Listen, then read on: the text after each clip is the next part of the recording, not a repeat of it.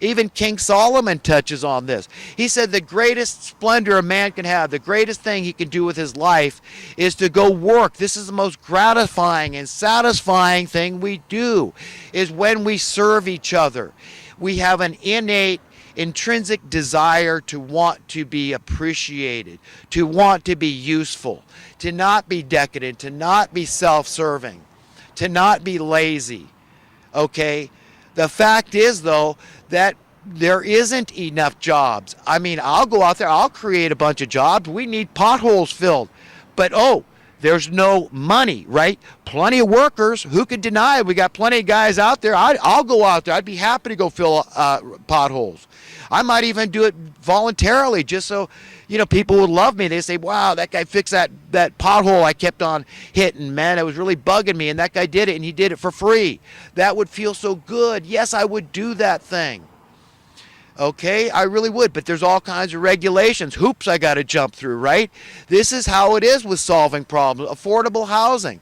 You know how hard that is, how political that is, and I mean political, nothing to do with Democrat, Republican. Money for the coffers. On one hand, the government drives up housing prices, real estate prices. Why? They're incentivized to do so because they get more taxes, property taxes. Do you understand how this works?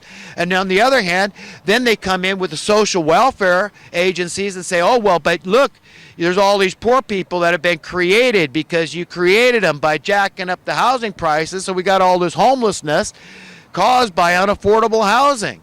So the government comes in with Section 8 and other programs to assist people in paying their rent. You understand? And they exacerbate the problem. So instead of just saying, okay, well, our job is to buy houses for those people, be done and done, and then they're, so fixing the problem is very controversial. Say, no, you can't do that because, then what happens? It's going to lower the price that we're getting for housing. We know the effect it's going to have. If nobody's living in fear of homelessness, we're not going to be able to extract these exorbitant rents and mortgages. Do you understand the maddening effect this has on all of us? The divisive effect it has on us? Why we're at each other's throats? Because they've done this to us. They've manipulated us. They've conditioned us. They've programmed us. They've brainwashed us and inculcated us. That's what they've done. They've trained us to be like them. And they're insane. These people are insane. Okay, and they want us all insane. They want us dumbed down automatons. Okay, they want us. They want us where they've got us. Basically, they just don't want things to change. They don't want people to be enlightened. They don't want people to know the truth. They don't want them empowered with knowledge and wisdom. Okay, they don't want us figuring out that our problems can be solved. Boom, overnight. All these dubious wars they're getting us into. Okay, what's that all about? Of course, notice that the economy first took a downturn, and then they started all these wars in the Middle East. You notice that? Because it's a lot easier to get guys that don't have a good job out there, that aren't getting ahead, to say, hey, well, that's opportunity, and I'm needed there. I got to go fight these radical terrorists that are bombing us, 9/11, all this made-up crap they come up with. Okay? That's what they're doing to us, folks. We're screwed. We've got to face the trouble that we're in. We've got to admit it. This debt thing is huge. Nobody's talking about. Where in the mainstream media not a whisper, crickets coming from these people in regard to the national debt, the state's debt, the personal debt, the individual debt. Well, all these people that are out there benefiting from this debt. If you solve the debt problem, if we didn't have poverty, nobody's going in debt. States aren't going in debt. Nations aren't going in debt. Big problem when 25% of Americans are employed in the financial services industry, and their job is the debt. They're making money off you, okay, and your children. Okay, if they're in debt, that's where it comes from. They put the nation in debt, they're walking around with the loot. How convenient is that to steal our loot that way? It's a scam, and we're all tolerating it. And if you want to start blaming people, don't blame the minimum wage workers seeking a COLA just so they keep their head above water without having to go get welfare. Okay? What the hell? I mean, you're going to pay for it one way or another. You say, well, I don't want to pay for these poor people. Then buy them the house. you're out of it. You're done and done once it's paid for.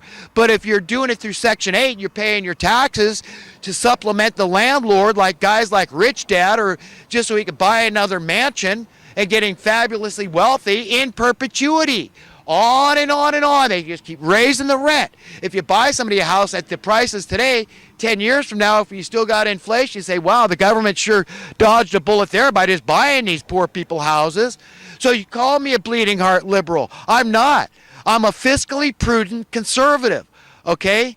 That's what I'm talking about here. So let's not mince words. It doesn't matter what I am, okay? But it makes sense. I believe in doing things that are logical, okay? That's what I'm talking about here. And if it's logical and fiscally prudent, let's do it. It doesn't matter if it's good or bad, really. You're doing the right thing because you're going to save money down the line. And it's like the same story on and on and on, okay? One problem after another could get solved. But they don't want it solved, okay? It's very clear they need the chaos, they need the crises to stay relevant. These people will lose their jobs, basically. The New World Order cabal, all these grand deceivers, these grand puppeteers, and all their sycophantic minions are all going down the tubes. Okay, if we start ending problems, it'll have a snowball effect. People get a taste of sound money, and they see that graph I was talking about earlier. They see the worth of their currency going up steadily, and they say, screw this, man, we're never going back. I know what gave me sound money. Checks and balances, oversight, accountability. We, the people, get in our way. We don't care if you're a conservative or a liberal. We don't care if you're a Democrat or Republican. We don't care if you're a commie or a capitalist. We are the people. We are America. We are united. We're going to fix our problem. We're going to set a shining light example for the rest of the world. And if we fail, we're going to do it fighting the good fight.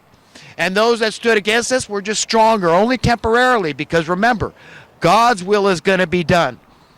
No matter what humans want, okay, it doesn't really matter in the scheme of things. Okay? It's what God wants. That's what's going to happen. And all those that want his will to be accomplished on earth are on the same page. They get it. They get it.